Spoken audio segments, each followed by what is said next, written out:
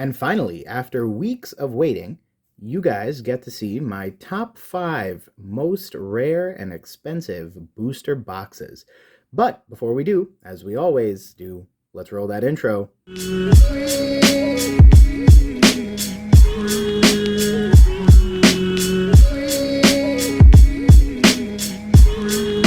Hey Gengar Gang, what is going on? My name is Ryan, this is the Analytic Gengar, and welcome to another video. In today's video, friends, I'm showing you guys my top 5 rarest and most expensive Pokemon booster boxes. So, today's video is a poll that I put up in December of 2021 asking you guys, my community, what it is you want to see from my collection. And so, the most popular option by far was the booster box option. I don't know how many of you or how many of the subscriber total actually know what is in my collection versus what isn't. So in today's video, you'll get a pretty decent look at what goes on here at the Analytic Gengar. Couple things to note before we get started. One, obviously this video was pre-recorded well in advance of the release of this video. By the time you see this video, all of these booster boxes will be returned to the off-site safety deposit box location that they're stored at. So just something to take a note of. Obviously, if you like today's video, definitely feel free to leave a like. And hey, if you like today's content and you enjoy some of the bits of my collection, definitely feel free to subscribe to join me along my collecting journey and to let our happy little community continue to grow. Now, with all that said, one additional tidbit as I bring the first booster box in the number 5 spot up onto screen is that I'm going to do my best with prices today, but just bear in mind all this stuff is sealed, all this stuff is actually pretty expensive, and you should probably do a little bit of research if you're interested in any of these and not use this video, which will be point in time, as a reference. And up first on the number 5 spot is a HeartGold and SoulSilver booster box. So this booster box was purchased for $7,000. And what's neat is that this was actually a package deal. So not only did I get the base set HeartGold and SoulSilver booster box, but I also got 3 tins as well. And that's actually part of the reason why I asked for any interest in a sealed items collection, because it wouldn't include booster boxes. It was basically going to be anything I have in my collection that's sealed that isn't a booster box. And one of the things that I planned on showing off in that video would have been the tins that came with this box. Who knows? If there's enough interest, definitely feel free to let me know down below. I will definitely go ahead and get that video made. Now, in terms of this, HeartGold and SoulSilver came out in Generation 4 to coincide with the release of the HeartGold and SoulSilver remakes of the Generation 2 trading games. And obviously, it's one of the things that Pokemon does all the time. Here you can see the bottom of the box. This box came out in 2010. And this is for sale outside of Japan. So what does that mean? That means that this is an English box that is meant to be sold outside of Japan, but not here in North America. North American boxes would have said for sale in North America. Interesting things to note, this box is actually in stunningly good condition. One of the things I really like is that the wrapping is so tight that you can actually see stress marks across the entire edge of the box, and that just means that it's held together very, very, very well. One of the things that was very common with booster boxes like this one is that, bear in mind that in Generation 4, Pokemon took over printing from Nintendo for the booster boxes. Later on, you'll see some EX era boxes that were printed by the Nintendo company as opposed to the Pokemon company. And so the format and way that they printed and created these booster boxes changed during that transition from Generation 3 to Generation 4. So you can see right here, we have the very modern style of booster box that is basically lift up and push back, and now it's a display, versus back in the day when the booster box laid flat on the table. And again, you'll see that in a little bit. But because of that, one of the things that very frequently happens is that this L right here, where the cardboard is on the front of the booster box, very frequently gets pushed in, damaged, because these packs can compress a little bit and it can cause some damage up here. Interestingly enough, that isn't the case on this particular booster box. So it's actually very, very minty. I would argue at least this side of the perforations on the cutout are actually still in place. So again, a really, really mint booster box. You can see here one of the perforations is a little torn or stressed out, but that's very common on booster boxes like this. Doesn't necessarily mean anything, doesn't even imply much about condition, but it's really nice when you see one where the perforations are still 100% intact, and it comes from a reputable source. So that is my 5th rarest booster box in my collection at $7,000. Pretty good. Hasn't really gone up in value that much. You'll see some eBay listings on screen right now. I would speculate I could probably get interest at about the $9,000 range right now, but I also have a weird feeling in time these booster boxes will continue to go up in value, given that Ho-Oh is on the front of the box and given the love that Generation 2 tends to get. So next up is another really, really mint box. Here we have a EX Crystal Guardians box. Now, EX Crystal Guardians is one of the EX era boxes, obviously. Couple things to note. Obviously, I'm an EX era collector, and so many of my trading cards and many of my packs are EX focused. Number 5 was obviously Generation 4, but realistically, everything else that you're going to see in today's video is an EX era box. So, I have been collecting these boxes for the better part of 3 years. What's funny is that in the past, I turned up the opportunity to pick up some really cheap EX booster boxes because I didn't think I wanted to collect them. And then it dawned on me that as a EX era collector, I should probably go through the process of trying to collect every single booster box. So here is my Crystal Guardians booster box. Couple things about this. Obviously, one of the lesser loved sets from the EX era. Interestingly enough, it has a Charizard on the front of the box, so fascinating that it isn't more popular given the Charizard on the front of the box. Down here, you have a Blaziken. Blaziken, fun fact, was my first ever starter Pokemon. My first ever game was a Generation 3 game. Here we have Jirachi on this side. You have the Only the Best Shall Pass, the Crystal Guardians, which is, kind of like the gimmick for the game. And over here, you had a Delcatty. And then on the back of the box, just a couple things to note. This box is acrylic, so what you're seeing right here is just the heat from my hands. So, let's see. 2006 was when this was released. Nintendo, Creatures Inc., and Game Freak are the trademarks of Nintendo. It was made and manufactured by Pokemon USA, and that was, I believe, legally a subsidiary of Nintendo. So Nintendo printed the boxes. You had for sale outside of Japan. And then, as you can see, you have the UPC and things of the sort. Again, for sale outside of Japan means English box outside of the USA and North America in general. So, EX Crystal Guardians, one of my favorite boxes. You'll see the screen, you'll see the price that I paid for this box on screen. The story behind this box is that I picked it up on TCGplayer.com. So not really much cool fanciness about this box. I quite literally saw it pop up on TCG Player. I, funny enough, called TCG Player's customer service and had them send me a picture of the box. And what I found was that this box was covered in about 1 inch worth of dust. I think what ended up happening is whoever or whatever owned this box ended up just leaving the box like this on a shelf somewhere, somehow. And what ended up happening was it just collected a supreme amount of dust. And I can actually show you guys some of the like residue there. So you can see right here, there's a significant amount of like brown, gray, icky stuff. And the reason that is because when I got this box, I ended up cleaning it. I ended up going through the process of wiping it down and making sure that I could preserve as much of its original wrapping as possible. And what I found is that there were some areas where I just didn't want to clean. So right over here, you'll see it's just significantly grayer and a completely different color because it was just so dusty. But other than that, the box is in shockingly good condition. The wrap is almost perfectly intact. The only weird little thing is this little divot right over here. And again, for a booster box this old and this rare, best of luck trying to find anything better. Interestingly enough, another reason that I argue it's really good condition is because the perforations are still almost all intact.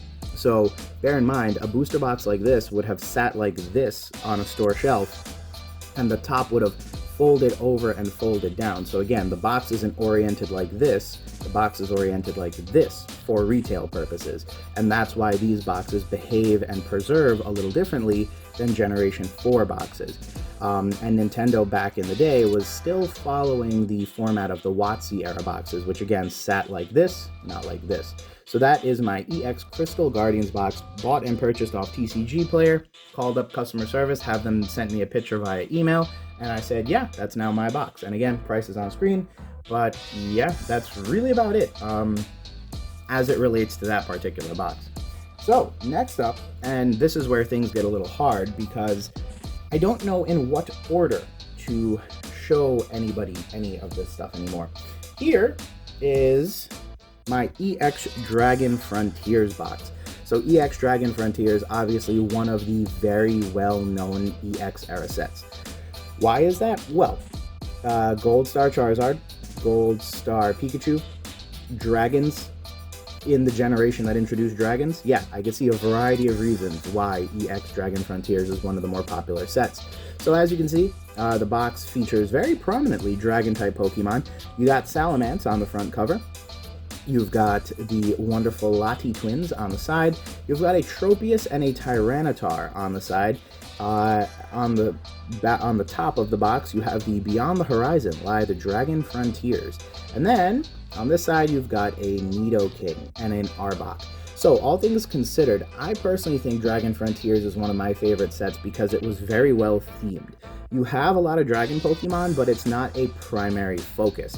You obviously have Tyranitar and Tropius and Arbok and Nidoking, and they kind of like add to the mystique. But all in all, you get a really well-balanced set of cards with some very obviously fan-favorite Pokemon. I also love the fact that they actually threw a legitimate dragon on the front of the box. That's pretty neat. Bear in mind, Generation 3 is the generation that introduced dragon as a typing for the video games. And so, although it wasn't reflected in the TCG until Generation 5, I believe, ironically enough, you still get that pretty powerful presence of Dragon-type Pokemon all across. And that's just a little bit of history and shows how interrelated the two, the trading card game and the video game are. And then, obviously on the back, as usual, this box came out in 2006 for sale outside of Japan, blah, blah, blah. So, another really neat, interesting little tidbit there. This box I purchased for the price that you're seeing on screen. The exact price eludes me, but I know it was over 5,000 bucks. This was purchased from Legendary Cards. So he's actually a homie over on Instagram, definitely a totally legit seller, so you should definitely go check him out. I ended up hitting him up and just saying like, hey, bro, EX collector here, need to know what you got in stock. And he was like, this, if you want, you can buy it. I was like, yeah, I'm down. Threw him the money over a couple days on, I think, one of the payment methods. And yeah, got my box mailed out to me. He's super cool, so I definitely recommend him. He's a really good dude. And interestingly enough, this is probably the only box that I ever bought from him, but obviously I have tons of sellers that I've kind of like reinforced the idea of like, hey, there's a couple boxes that I'm still short and still missing, but really happy to have picked this one up because as you're gonna see in the next two slots, I picked up and got really, really lucky because ironically enough, all of the boxes that I happened to buy were the really expensive ones nowadays. And you're gonna see that right now with the second slot, which is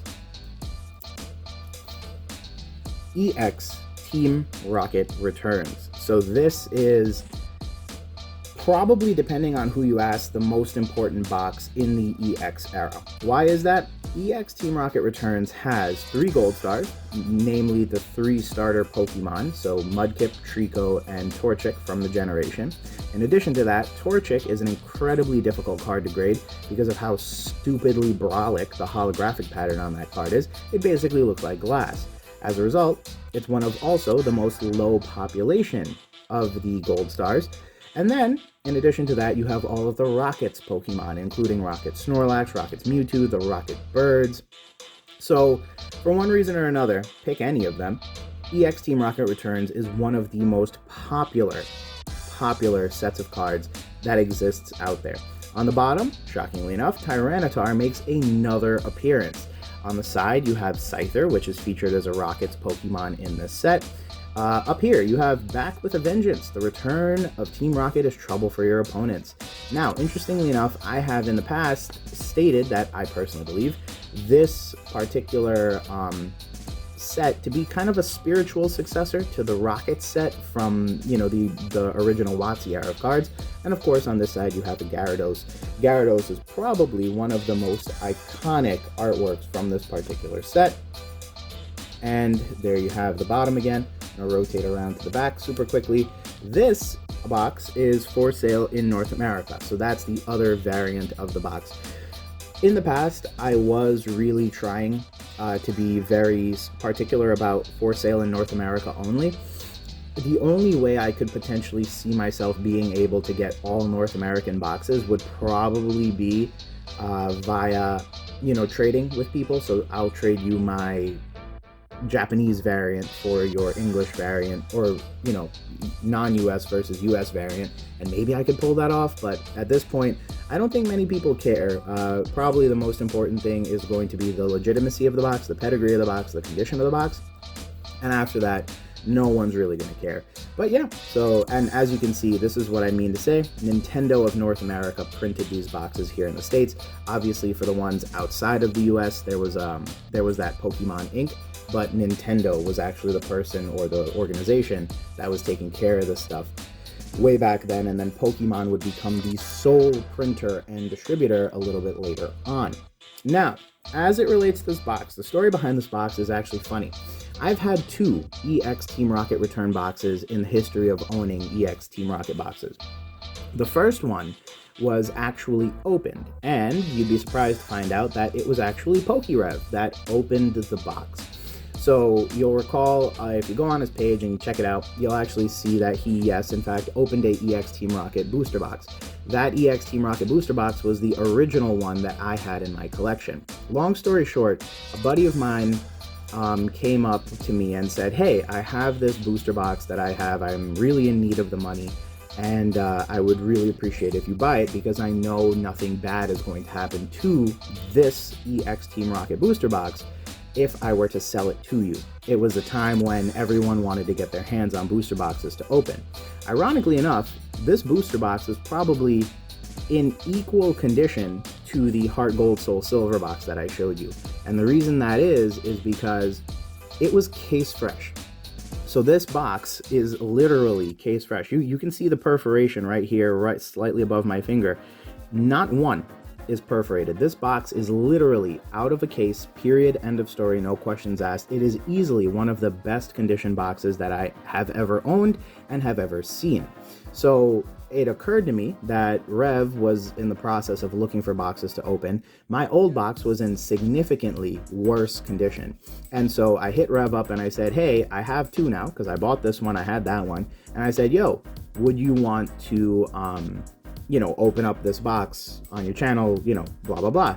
And we ended up working out a deal, and I actually ended up selling him my old one and keeping this new one. So effectively, I just kind of upgraded my box, and I've, you know, mentioned in the past that, like, that's one of the tactics that you could potentially use in order to really optimize your collection. So in theory, you know, if a better opportunity comes up at a better condition box, you know, passing it along to Rev so that new collectors and enthusiasts of the hobby can take a look and see and experience what it's like to open up one of these booster boxes was pretty neat. So I thought it was pretty cool because I got a better box out of it. Tons of members of the community were able to see what it was like to open up one of these boxes. I believe the only ultra rare pulled in that box was a EX Articuno. So kind of tough because that box did not have the goods in it. Hopefully this one does. I don't know, but you know, apparently gold stars are 1 in every other box or 1 in every 72 packs. So in theory, I've had 2. 1 certainly didn't have it. So maybe this one has a gold star in it. Not that we're ever going to find out. But that is the story behind this box. This particular box was not the original one that I bought on TCG Player, but it's really cool because I was only able to get this box because I was able to sell Rev the other box that I had in the original condition and collection. So a great experience all around, because obviously I got to meet a huge member of the TCG community, but I also got a really, really cool box on the back end as well. And by the way, I did end up giving Rev some Legend Maker packs that he opened up in a separate video, so I definitely recommend going and checking out that video. He shouts me out and, you know, opens the packs, and yeah, so that's pretty neat. But yeah, that's the story behind this box. And then, finally but not least, in the last possible position number 1, dare I say, is, in my opinion, the only other box that could rival EX Team Rocket Returns. And of course, it's a box that I have alluded to in the past. It is the original EX Deoxys booster box. This is the creme de la creme if you are looking for your EX era collectibles. This is one of the things. Now, I have argued this box could be a $100,000 box in the future. Why is that? Well, look at the price of this card. There is a 1 in 72 pack chance of pulling this card. It is incredibly rare. It is a Gold Star Rayquaza, which I also have a PSA 10 of. Don't ask me how I got these things. I honestly don't even know. But yeah, this is the box you want if you're an EX collector. And looking at this box on camera now, I can definitely see why. It's super cool. So here's the bottom of the box. EX Deoxys was effectively just a set to show off Deoxys, the Pokemon that could change forms. You could reach a new meteoric level of play between the rumored battle between Rayquaza and Deoxys for the safety of the Earth. Obviously, something that they revisited in Oras. So you actually got the Delta episode which explored this, but back in the day, there was also a rumor that if you went to Moss Deep City, you could go to space if your like trainer ID matched up with a day or something like that. This box was originally printed in 2005, as you can see here, distributed by Nintendo for sale in North America only, so very similar to the Team Rocket Returns box. So super cool box. Don't know what else I could say about this box. In terms of the history of this box, well, this I actually bullied my way into buying. I ended up hitting up a seller on Instagram, and I chit-chatted with him. He had it up for sale. He posted it on his story, and so I said, hey, cool story, bro, I want to buy it. And he was like, yeah, well, it's super rare. And I was like, yeah, okay, cool story. And then I ended up going back and forth with him, and ironically enough, I had to purchase 2 boxes from him just to convince him to sell me this one. Truthfully, I was purchasing this box right here. No questions asked, period, end of story. I needed this box. So he had a Expedition box for sale as well that was in really nice condition. And I ended up telling him that I would be happy to purchase the box from him. So I ended up spending $8,250 on this box. Mind you, that was a record-setting sale price at the time. The highest it had sold for previously was $6,000.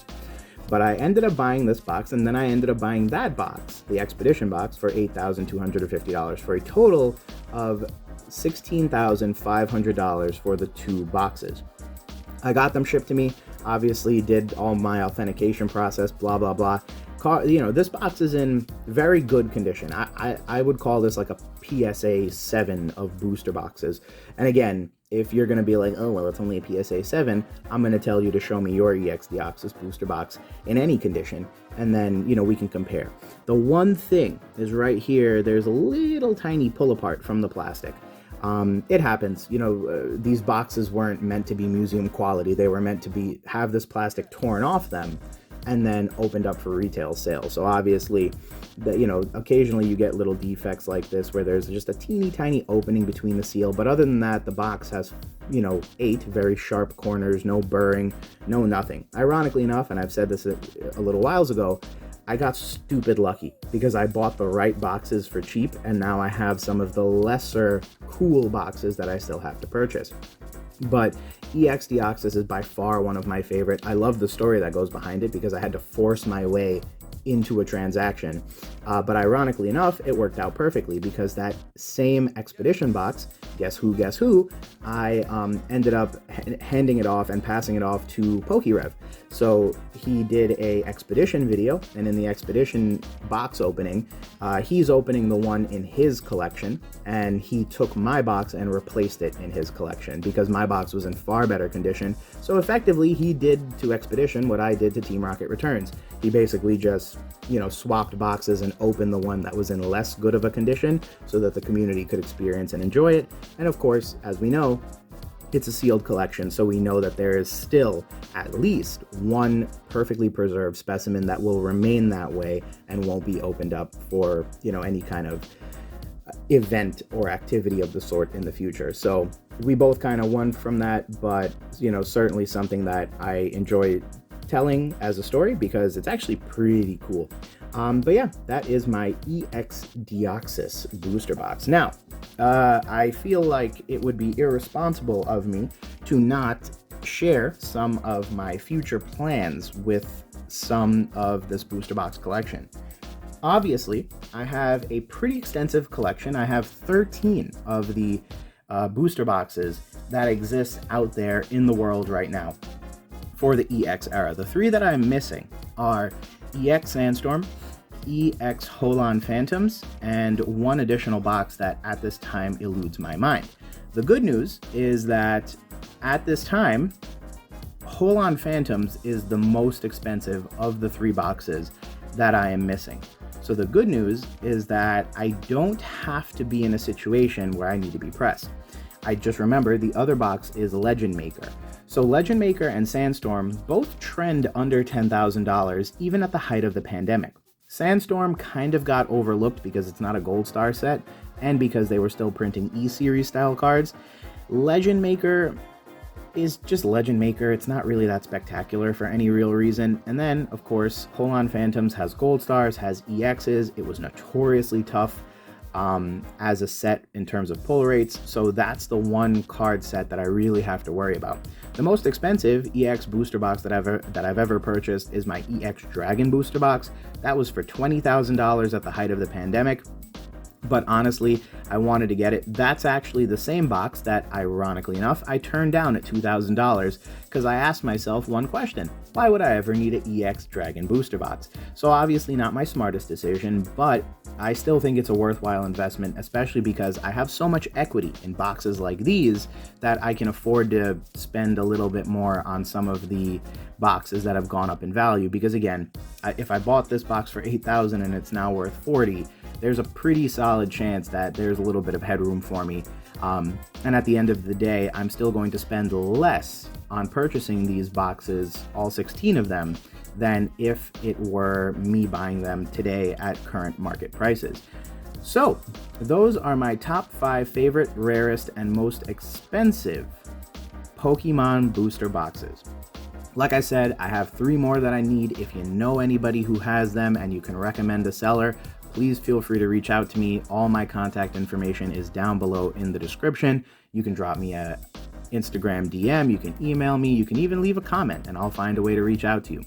But with all that said, friends, thanks again for checking out today's video. I hope you enjoyed today's video because it's one of those videos that I think every YouTuber has to do at some point, and I'm actually very proud of my collection because it is incredibly rare, it is incredibly specialized, and it is incredibly one of a kind if you ask me. I know very few people. I can count them on all 10 of my fingers because there aren't even 10 people that I know out there who openly admit to having anything even relatively close to the 3 boxes that you're seeing on screen right now. And they include, but are not limited to, PokeRev and Whale EX over on Instagram. So there are very few people out there that have these 3 boxes alone, yet alone the 13 that I have, yet alone all 16. So it's really, really cool. It's really interesting stuff. And I have a feeling there's only more upside as more and more people realize the rareness of these cards. But with all that said, friends, I'll stop talking now. Thanks again for checking out today's video. I hope you enjoyed it. And if you did, definitely feel free to leave a like on the video. And hey, you made it all the way to the end of this 29-minute lecture on rare Pokemon cards, so you might as well subscribe. But other than that, thank you as always for your viewership. I very much appreciate it. And we will talk soon. Peace.